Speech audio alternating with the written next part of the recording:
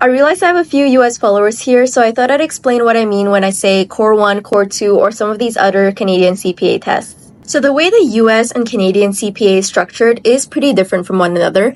I don't know if one is particularly more easier than the other, but the US CPA is broken down into 4 tests, while the Canadian CPA is broken down into 6. In the US, the 4 tests are business environment and concepts, you have auditing, financial accounting and reporting, and also regulation, which covers tax and stuff.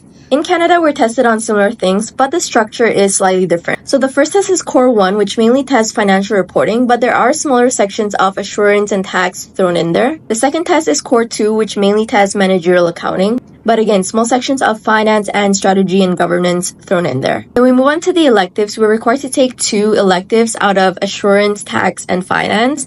If you work at a public accounting firm, you are required to take assurance and tax automatically. You don't really get to choose. And then the final 2 tests are Capstone 1 and Capstone 2. Capstone 1 is not really a test. It's more of a group-based project where you work with maybe 4 to 5 other people on 8 tasks that they assign to you. And at the end of the 8 weeks, you present it and you get your points. Final exam is the CFE, also known as the common final exam. This is a 2-day exam which tests everything you've covered throughout the 6 tests. That's why it generally takes people 2 years to complete the Canadian CPA, because each test or module takes about 8 weeks to complete. There are options to fast track the exam, but this is not offered in every province or city. I hope this clears some of the differences between the Canadian and US CPA. If you have any questions, feel free to leave it in the comments.